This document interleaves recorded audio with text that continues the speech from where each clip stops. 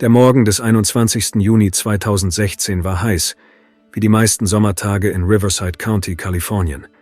Ein Motorradfahrer aus der Region fuhr auf einer Landstraße in der Nähe des Lake Matthews. Er bog von der Straße ab und bemerkte einen regungslosen Körper am Straßenrand. Der Mann lag auf dem Rücken. Sein Gesicht war durch eine Schussverletzung teilweise entstellt. Seine Kleidung war blutverschmiert. Die herbeigeeilte Polizei schloss einen Unfalltod sofort aus. Die Art der Verletzungen deutete auf Gewalt hin. Mehrere Messerstiche und dann ein Schuss in den Kopf. Am Tatort gab es weder Spuren eines Kampfes noch Anzeichen dafür, dass das Verbrechen genau hier stattgefunden hatte. Alles deutete darauf hin, dass die Leiche nach dem Mord dorthin gebracht und dort entsorgt worden war. Später wurde die Identität des Opfers festgestellt. Es handelte sich um den 28-jährigen Justin Hilbert, einen Einwohner von Riverside.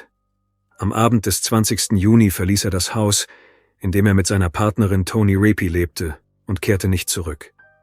Ihr Sohn Logan war damals 6 Monate alt. Justin hatte soeben seine Ausbildung in einem technischen Beruf abgeschlossen und eine neue Stelle angetreten. Sein Leben begann sich zu stabilisieren, wurde aber plötzlich unterbrochen. Die Ermittlungen stießen sofort auf Schwierigkeiten. Justin hatte keine Feinde, keine Schulden. Seine Angehörigen wussten nichts von Konflikten.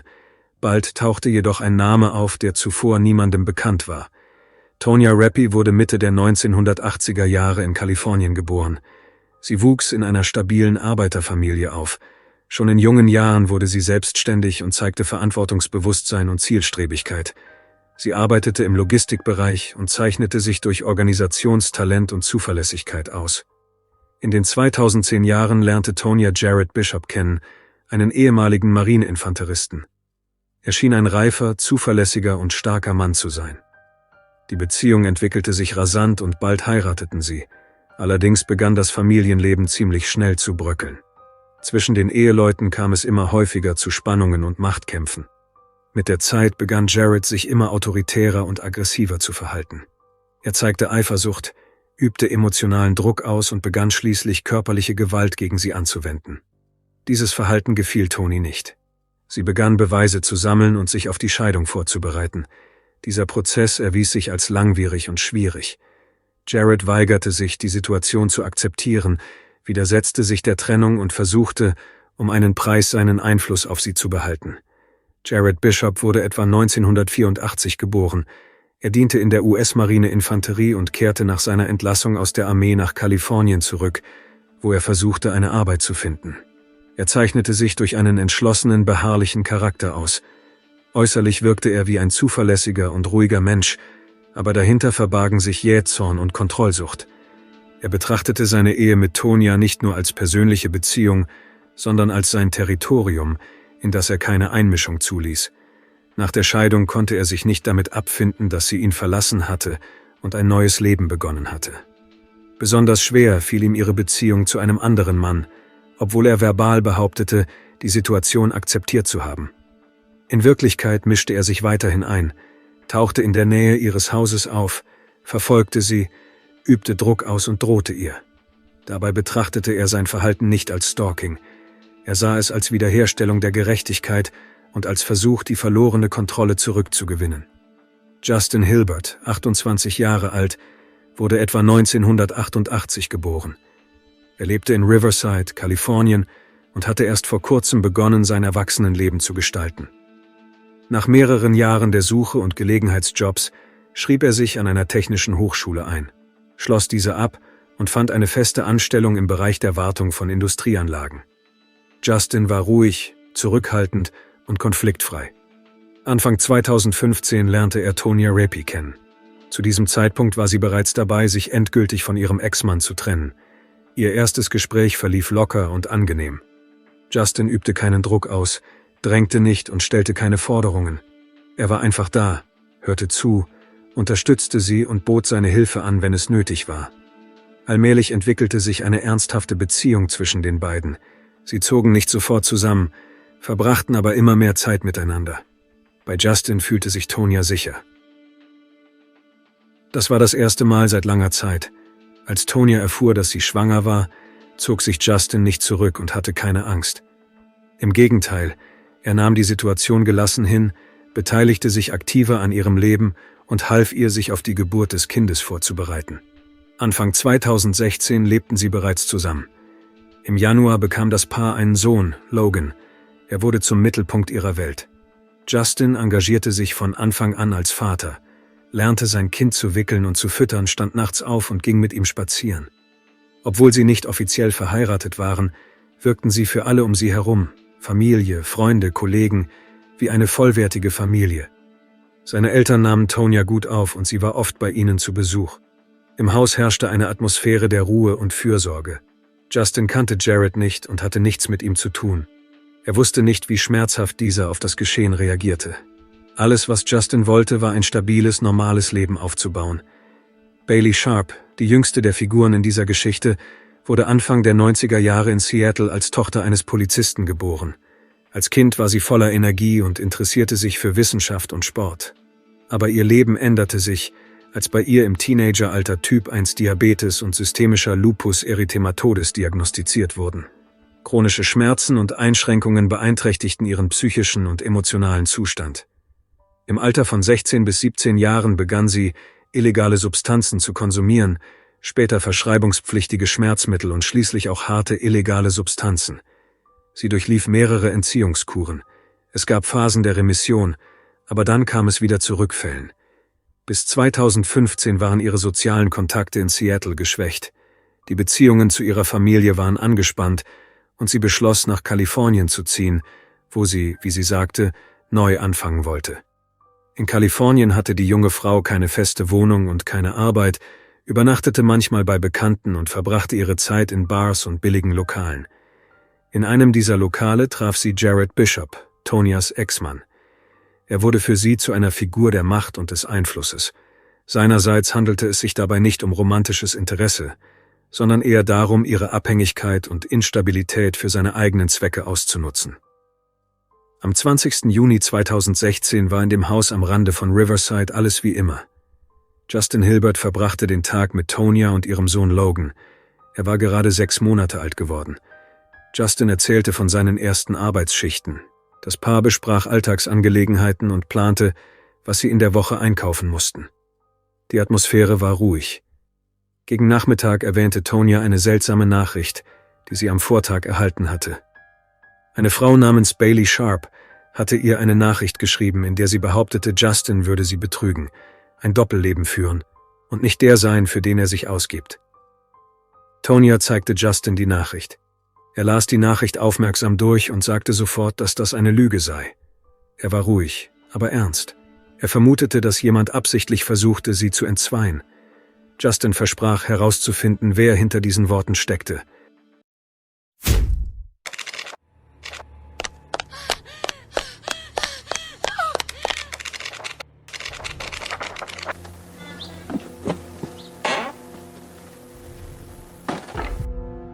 Das perfekte Geschenk zur Adventszeit. Erhältlich bei Amazon. Link in der Beschreibung.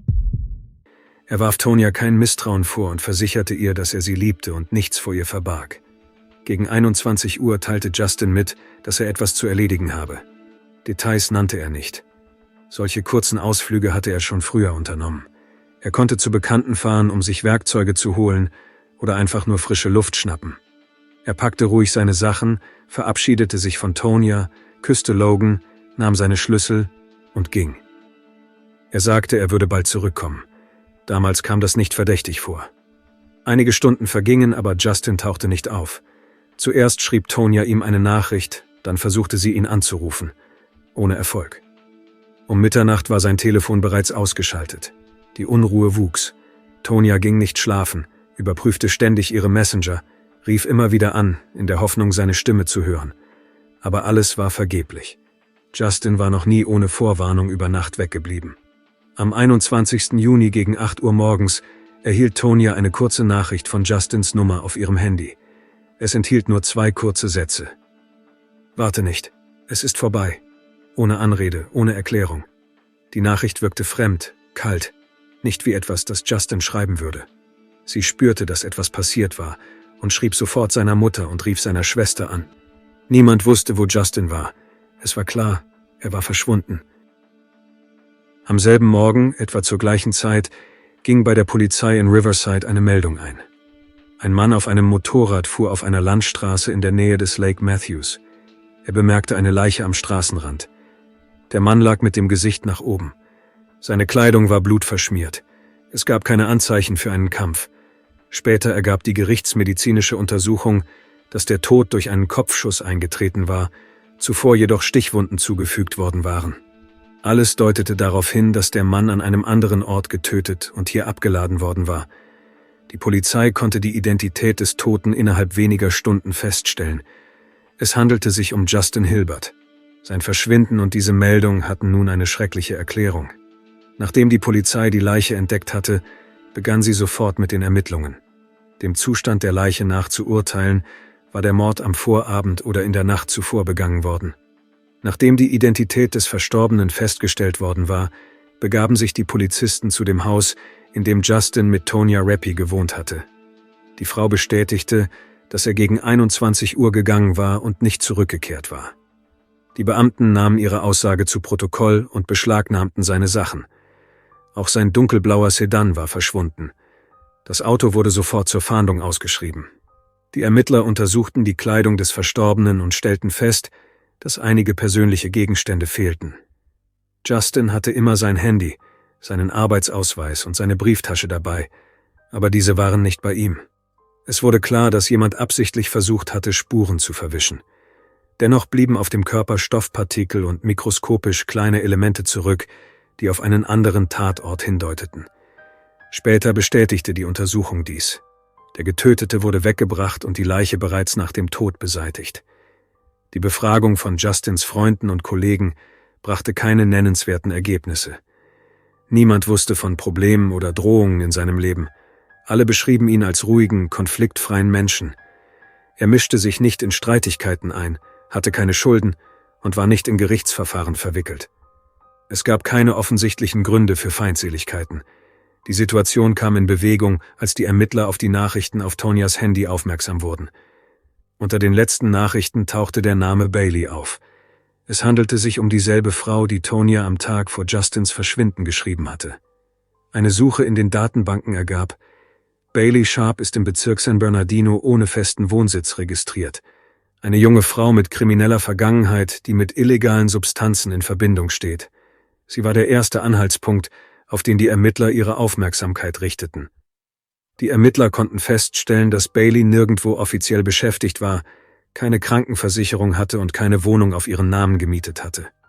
Ihre Bewegungen konnten nicht verfolgt werden. Sie hatte weder einen Führerschein noch ein eigenes Auto.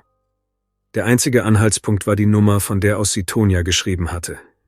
Eine Anfrage beim Mobilfunkbetreiber ergab, dass die SIM-Karte auf eine fremde Person ausgestellt war und nur sporadisch genutzt wurde. Die letzten Aktivitäten, Anrufe und Nachrichten wurden in der Nähe der Stadt Murrieta südlich von Riverside registriert. Die Polizei beschloss herauszufinden, mit wem Bailey noch Kontakt hatte. Die Analyse der Telefonverbindungen ergab, dass diese Nummer häufig mit einem anderen Teilnehmer, einem Mann namens Jared Bishop, in Kontakt stand. Der Name kam ihnen bekannt vor. Jared war Tonyas Ex-Mann. Auf den ersten Blick deutete dies nicht auf eine Verbindung zwischen den beiden hin, weckte jedoch das Interesse der Ermittler. Es gab keinen direkten Grund zu der Annahme, dass Bailey und Jared zusammenarbeiteten. Dennoch war diese Tatsache beunruhigend. Eine Frau mit einer zweifelhaften Vergangenheit nimmt unerwartet Kontakt zu Justins aktueller Freundin auf und ihre Nummer steht in regelmäßigem Kontakt mit dem Ex-Mann derselben Frau. Das sah verdächtig aus. Die Ermittler forderten Daten über die Bewegungen der Mobilgeräte an. In der Nacht vom 20. auf den 21. Juni war Baileys Telefon im südlichen Teil von Riverside aktiv, unweit der Stelle, an der später Justins Leiche gefunden wurde. Parallel dazu begann die Überprüfung ihres Bekanntenkreises. Nach Angaben von Sozialarbeitern wurde sie wiederholt auf Parkplätzen und in Bars mit Männern gesehen, es gelang jedoch nicht, deren Identität festzustellen. Dann richtete man das Augenmerk auf digitale Spuren. Die Analyse der IP-Adresse des Geräts, mit dem Bailey sich in soziale Netzwerke einloggte, ergab, dass mit demselben Gerät und derselben Adresse auch ein Login in ein anderes Konto erfolgte, das Jared gehörte. Im Rahmen der Ermittlungen wurde klar, dass Bailey und Jared höchstwahrscheinlich in ständigem Kontakt standen. Nur blieb die Natur dieses Kontakts unklar. Die Ermittler schlossen nicht aus, dass Jared möglicherweise nichts von den Nachrichten wusste, die von Baileys Telefon aus verschickt wurden. Alles hing von den Bestätigungen ab. Um mögliche Verdächtige nicht zu verschrecken, wurde beschlossen, verdeckte Ermittlungen durchzuführen und weiterhin Informationen zu sammeln, vor allem um ihren Aufenthaltsort zu ermitteln und herauszufinden, ob sie zusammen waren. Zu diesem Zeitpunkt wurde die Version eines Verbrechens aus persönlichen Motiven immer überzeugender. Es gab jedoch weiterhin keine direkten Beweise. Nun galt es, das Wichtigste herauszufinden: Steckte Bailey selbst hinter allem oder jemand, den bisher niemand ernsthaft in Betracht gezogen hatte? Bei der Analyse der Korrespondenz zwischen Tonya und Bailey wurden die Ermittler immer überzeugter. Die Nachrichten waren Teil einer sorgfältig geplanten Provokation. Der Text war so verfasst, dass er bei Tonya Zweifel, Eifersucht und Kränkung hervorrief. Bailey behauptete angeblich, dass Justin ein Doppelleben führe. Sie betrüge, lüge und dass sie die eigentliche Geschädigte sei. Der Inhalt der Briefe war jedoch oberflächlich. Es gab weder Beweise noch konkrete Details. Alles basierte auf Emotionen. Die Ermittler stießen auf einen Hinweis: Die Formulierungen waren ausgefeilt. Sie erinnerten eher an auswendig gelernte Formeln als an persönlichen Schmerz. Es entstand die Vermutung, dass entweder jemand anderes die Nachricht geschrieben hatte oder dass Bailey nicht allein handelte. Der Mobilfunkanbieter stellte Informationen zur Verfügung. Zum Zeitpunkt der Korrespondenz war Baileys Telefon mit einem offenen WLAN-Netzwerk in einer Bar in Murrieta verbunden. Die Ermittler forderten sofort die Videoaufzeichnungen der Überwachungskameras an. Auf den Aufnahmen war eine junge Frau zu sehen, die Bailey ähnelte und in einer entfernten Ecke saß. Sie tippte etwas in ihr Telefon. Neben ihr saß ein Mann. Er beugte sich von Zeit zu Zeit vor, sagte etwas, zeigte auf den Bildschirm und ging dann wieder weg. Die Identität des Mannes konnte nicht festgestellt werden. Die Bildqualität war schlecht. Das Gesicht war nur teilweise im Bild zu sehen. Zu diesem Zeitpunkt zog die Polizei keine Schlussfolgerungen, sondern hielt lediglich die Tatsache fest: Bailey handelte nicht allein. Wer genau neben ihr saß, blieb zunächst unklar. Später stellten die Ermittler fest, dass die Nachricht, die Tonya am Morgen des 21. Juni von Justins Handy erhalten hatte, nicht von ihm gesendet worden war. Zu diesem Zeitpunkt war Justin bereits tot und sein Handy befand sich in den Händen von Bailey Sharp. Es wurde klar: Bailey hatte diese Nachricht absichtlich verschickt, um Zeit zu gewinnen, die Wachsamkeit zu verringern und die Illusion zu schaffen, dass Justin selbst gegangen war, damit Tonya nicht zu früh Alarm schlug. Das war Teil des Plans: Sie zu Hause festzuhalten, die Tatsache des Mordes zu verbergen und zu verhindern, dass die Polizei sofort auf die Spur kam. Der fatale Fehler der Verdächtigen war, dass sie nicht verstanden hatten, wie einfach es heutzutage ist, digitale Aktivitäten zu verfolgen. Die Struktur der Korrespondenz, die Zugangspunkte zum Netzwerk, die Bewegungen des Telefons, alles deutete auf koordinierte Aktionen hin. Zusätzlichen Verdacht erregte das Verhalten von Bailey. Einen Tag nach Justins Verschwinden schaltete sie ihr Telefon aus und verschwand. Das wirkte nicht wie Panik, sondern wie ein im Voraus geplanter Abgang. Seitdem die Polizei nach Bailey Sharp suchte, gelang es nicht, ihren genauen Aufenthaltsort zu ermitteln. Ihr Telefon war ausgeschaltet, in den Messengern gab es keine Aktivität. Der einzige Anhaltspunkt war ein Video aus einer Apotheke in Paris. Dort tauchte sie am Abend des 22. Juni auf, etwa einen Tag nach der Entdeckung von Justins Leiche. Sie war allein, trug eine medizinische Maske und eine Kapuze. Sie kaufte Schmerzmittel und Wasser. An der Kasse legte sie einen Ausweis mit einem fremden Namen vor. Der Apothekenmitarbeiter erinnerte sich nicht an Details, aber die Kameras hatten alles aufgezeichnet. Dann verschwand sie wieder. Sie wurde offiziell zur Fahndung ausgeschrieben.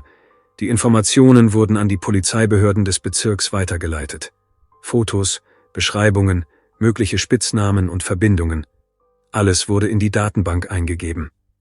Die Ermittler waren sich bewusst: Wenn sie nur Zeugin gewesen wäre, hätte sie sich nicht versteckt. Ihre Flucht machte sie zur Verdächtigen. Allerdings gab es nach wie vor keine direkten Beweise gegen sie. Niemand hatte genaue Aussagen, die ihre Beteiligung an dem Mord bestätigten. Alles beruhte auf Indizien, Zufällen, seltsamen Briefen und ihrem plötzlichen Verschwinden. Es wurde beschlossen, Baileys Umfeld zu untersuchen. Mit wem könnte sie Kontakt gehabt haben? Bei wem könnte sie sich versteckt haben? Soziale Netzwerke brachten keine Ergebnisse. Ihre Profile waren aufgegeben worden. Seit mehreren Monaten war keine Aktivität mehr zu verzeichnen. Sie hatte keine Verwandten in Kalifornien. Ihre Eltern lebten in Seattle und hatten seit langem keinen Kontakt mehr zu ihr. Nach Angaben ihrer Mutter bestand bereits vor dem Umzug kaum noch Verbindung und Bailey galt für sie praktisch als verschwunden. Die Polizei stellte fest, dass Bailey im letzten Monat mehrmals in derselben Gegend aufgetaucht war, im südlichen Teil von Riverside, in der Nähe einer abgelegenen Wohnsiedlung. Überwachungskameras in dieser Gegend hatten ein Auto in ihrer Nähe aufgezeichnet, das auf den Namen eines Mannes zugelassen war. Der Name wurde zu diesem Zeitpunkt nicht bekannt gegeben. Allmählich wurde klar, entweder wusste Bailey, dass man nach ihr suchte, oder jemand hatte ihr geholfen, unterzutauchen. Angesichts der Tatsache, dass sie kein regelmäßiges Einkommen, keine Wohnung und keine Ausweispapiere hatte, neigte die Polizei zur zweiten Variante. Allein hätte sie sich nicht verstecken können, also musste ihr jemand Unterschlupf gewährt oder sie sogar begleitet haben. Aber die wichtigste Frage blieb, wenn Bailey nur ein Köder war, wer steckte dann hinter der ganzen Geschichte? Wer hatte alles geplant? Die Antwort vom Kraftfahrzeugamt kam am Morgen des 24. Juni. Das Auto, neben dem Bailey oft gesehen worden war, war auf den Namen Jared Bishop zugelassen, ein Name, der bereits in den Akten aufgetaucht war. Der Ex-Mann von Tonya Rappi, mit dem Justin Hilbert zusammenlebte. Bis zu diesem Zeitpunkt hatte die Polizei keinen Grund, ihn direkt mit Justins Verschwinden in Verbindung zu bringen. Doch nun erschien sein Fahrzeug ausgerechnet in der Gegend, in der sich die Hauptverdächtige versteckt hielt. Die Ermittler begannen, Informationen über Jared zu sammeln. Er war als ehemaliger Marineinfanterist registriert, der mehrere Jahre gedient hatte. Später arbeitete er in Lagerhäusern und verdiente sich gelegentlich etwas als Wachmann dazu. Im letzten Jahr hatte er keine feste Arbeit. Nach der Scheidung von Tonya lebte er einige Monate bei Verwandten, dann zog er aus. Laut ihren Angehörigen brach der Kontakt zwischen den beiden aufgrund ständiger Streitigkeiten, Kontrolle und emotionalem Druck ab. Tonya hielt ihn für gefährlich. Sie erstattete keine Anzeige bei der Polizei, doch die Ermittler fanden heraus, dass sie zuvor mit einer Freundin über die Installation einer Überwachungsanlage gesprochen hatte, aus Angst vor ihrem Ex-Mann. Nach der Trennung schien Jared von der Bildfläche verschwunden zu sein. Niemand wusste genau, wo er lebte und mit wem er Kontakt hatte, bis Bailey Sharp auftauchte. Die Ermittler erhielten einen Durchsuchungsbefehl für die Wohnung, in der Jared laut seinen Mobilfunkdaten möglicherweise gewohnt hatte. Die Wohnung war unter einem falschen Namen gemietet worden. Im Inneren herrschte Unordnung. Essensreste, Baileys Kleidung, ein Rucksack und ein in ein T-Shirt gewickeltes Messer. Auf der Klinge befanden sich Blutspuren. Später bestätigte eine Untersuchung, dass das Blut von Justin Hilbert stammte. Jared selbst hatte die Wohnung bereits verlassen. Nachbarn gaben an, ihn kurz vor der Tat gesehen zu haben, einmal allein, einmal mit einer Frau, die Bailey ähnelte. Danach waren beide verschwunden. Die Polizei des Bezirks fahndete bereits nach ihnen. Parallel begann die systematische Auswertung von Bankdaten, Telekommunikationsverbindungen und Verkehrskameras. In diesem Zusammenhang kehrten die Ermittler zu der Bar in Murrieta zurück, in der Bailey früher oft zu Gast gewesen war. Dort wurde sie laut den Erinnerungen eines Barkeepers namens Ricky mit einem Mann gesehen. Groß, aufrecht, wortkarg. Damals kannte Ricky seinen Namen nicht, doch als er nun das Foto von Jared sah, erkannte er ihn sofort wieder. Er erinnerte sich, sie hatten über eine störende Person gesprochen, flüsterten häufig und verhielten sich auffällig vorsichtig. In diesem Zusammenhang hörte Ricky Bruchstücke eines Gesprächs. Sie hat alles zerstört. Er hat nicht mehr lange zu leben. Das bestätigte das Motiv. Jared wollte Justin aus dem Weg räumen, um wieder die Kontrolle über Tonya zu erlangen. Über Bailey organisierte er eine gezielte Provokation. Sie schrieb Tonya eine Nachricht mit falschen Informationen über einen angeblichen Seitensprung. Ziel war es, Zweifel zu säen, einen Konflikt zwischen dem Paar zu provozieren und Justin aus dem Haus zu locken. Am Abend des 20. Juni verließ Justin das Haus. Nach Baileys Nachrichten wurde er zu einem Treffen gelockt. Bailey vereinbarte dieses Treffen und versprach zu enthüllen, wer hinter der Intrige stecke. Justin beschloss, herauszufinden, was dahinter steckte, und fuhr los, ohne zu ahnen, dass er in eine Falle geriet. Niemand sah ihn je wieder lebend. Einige Tage später fanden die Ermittler Justins Auto. Der Sedan stand verlassen am Straßenrand, in einer Gegend ohne Kameras oder Wohnhäuser. Im Innenraum befanden sich Blutflecken auf dem Sitz, außen ein Teilabdruck eines Fingerabdrucks. Die Analyse ergab, dass dieser von Dennis Serrano stammte, der bereits wegen Körperverletzung und Diebstahls verurteilt worden war. Zu diesem Zeitpunkt befand er sich im Gefängnis, wo er kurz zuvor wegen einer anderen Straftat inhaftiert worden war. Es stellte sich heraus, dass er zum Zeitpunkt des Mordes an Justin jedoch noch auf freiem Fuß gewesen war. Die Ermittler verhörten ihn in der Haftanstalt. Dennis leugnete nicht, verstrickte sich jedoch zunehmend in Widersprüche. Die Polizei verfügte inzwischen über ein Foto von ihm und kehrte damit zu dem Barkeeper Ricky zurück. Als man ihm das Bild zeigte, erkannte er Dennis sofort. Er berichtete, Bailey einmal mit einem anderen Mann gesehen zu haben. Nervös, aufbrausend, angespannt. Es war Dennis.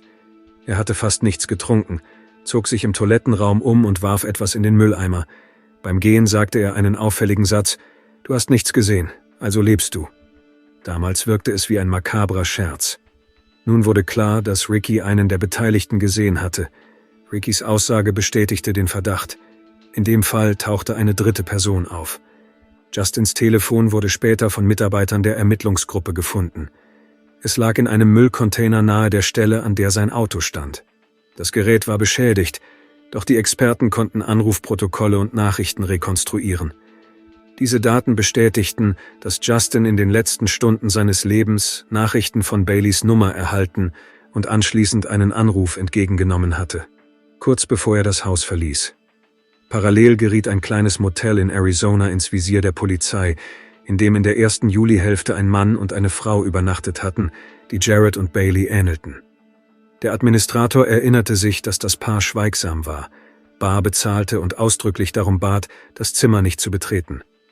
Am 23. Juli wurde schließlich in der Wüste unter einem verlassenen Hangar die Leiche einer Frau entdeckt. Es war Bailey Sharp.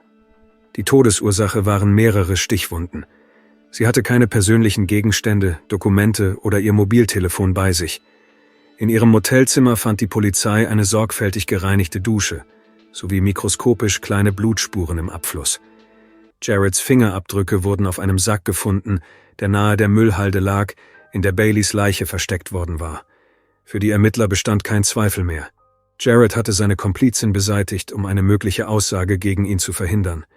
Zu diesem Zeitpunkt war er der einzige gesuchte Verdächtige in beiden Mordfällen. Am 27. Juli ging eine Meldung aus einem Straßencafé in Arizona ein. Ein Mann, der Jared ähnelte, saß dort allein, aß und bezahlte bar.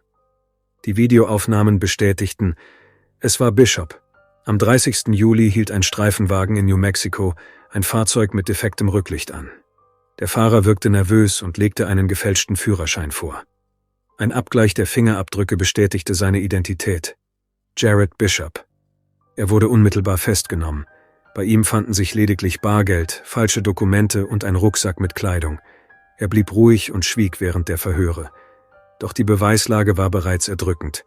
In seinem Motel wurden Spuren von Baileys Blut entdeckt, in der Wohnung ein Messer mit Justins Blut. Die Gutachten ergaben: Das Blut auf der Klinge entsprach dem Blut, das im Innenraum von Justins Auto gefunden worden war, dem Ort des Mordes. Zudem wurde Jareds DNA auf Lenkrad und Fahrersitz sichergestellt. Dies belegte, dass er das Fahrzeug nach dem Mord an Justin selbst gefahren hatte. Entscheidend war auch das Geständnis von Dennis Serrano. Bei einer erneuten Befragung erklärte er sich aus Angst vor einer lebenslangen Haftstrafe bereit, mit den Ermittlern zu kooperieren. Er gab zu, dass Jared persönlich mit dem Messer zugestochen und den tödlichen Schuss abgegeben hatte. Dennis räumte ein, Justin festgehalten und später beim Transport der Leiche geholfen zu haben. Seine Aussage stimmte mit den digitalen Daten sowie den gesicherten materiellen Beweisen überein. Die Ermittler werteten digitale Daten, Geolokalisierungsinformationen und die Korrespondenz aus. Psycholinguisten stellten fest, dass ein Teil der Nachrichten, die Bailey an Tonya geschickt hatte, von einem Mann formuliert worden war. Diese Erkenntnisse bestätigten, Jared und Bailey handelten gemeinsam. Jared war Anstifter und Haupttäter des Verbrechens. Im Frühjahr 2017 begann der Prozess. Die Anklage lautete auf Mord ersten Grades an Justin Hilbert, Mord an Bailey Sharp, Verschwörung und aktive Spurenverdeckung. Die Geschworenen befanden Bishop für schuldig. Er erhielt 2 lebenslange Haftstrafen ohne Möglichkeit vorzeitiger Entlassung. Sein Anwalt verzichtete auf eine Berufung. Auf Grundlage der Beweise erhob die Staatsanwaltschaft zudem Anklage gegen Dennis Serrano wegen Beihilfe zum Mord ersten Grades sowie wegen Verschleierung von Beweisen. Sein Prozess fand im Herbst 2017 statt. Auch er wurde für schuldig befunden. Das Gericht berücksichtigte mildernde Umstände, seine Abhängigkeit sowie seine untergeordnete Rolle und verurteilte ihn zu 25 Jahren Haft, wobei eine vorzeitige Entlassung frühestens nach 20 Jahren möglich ist. Laut einem ehemaligen Kollegen hatte Jared bereits lange vor der Tat behauptet, Tonya habe sein Leben zerstört und ihm alles genommen. Er betrachtete sie als sein Eigentum und ihren neuen Partner als Bedrohung seiner Dominanz. Der Mord an Justin war für ihn nicht nur ein Akt der Rache, sondern auch der Versuch, Tonya emotional zu vernichten. Er wollte, dass sie leidet und mit dem Baby allein zurückbleibt. Ursprünglich habe er geplant, auch sie zu töten, änderte jedoch später seine Entscheidung. Laut Dennis hatte Jared zunächst vorgehabt, sowohl Justin als auch Tonya zu ermorden, zog dies jedoch zurück. Er erklärte, der physische Tod sei zu schnell. Würde man sie am Leben lassen, müsse sie ein Leben lang leiden. Jared glaubte, Tonya solle den Verlust ihres Geliebten ertragen, in Angst und Einsamkeit leben und jeden Tag ihrem Sohn in die Augen sehen, wissend, warum sein Vater tot ist. Deshalb wurde allein Justin zum Opfer. Es war nicht nur ein Mord, sondern eine gezielt inszenierte psychologische Hinrichtung. So endete eine fast einjährige Untersuchung, einer der verstörendsten und erschütterndsten Fälle in der Geschichte des Bezirks. Eine Geschichte, die mit einer Leiche am Straßenrand begann, endete mit 3 zerstörten Leben, 2 Todesopfern und 2 Urteilen. Für Justins Familie ist dies kein Sieg, sondern ein Akt von Gerechtigkeit.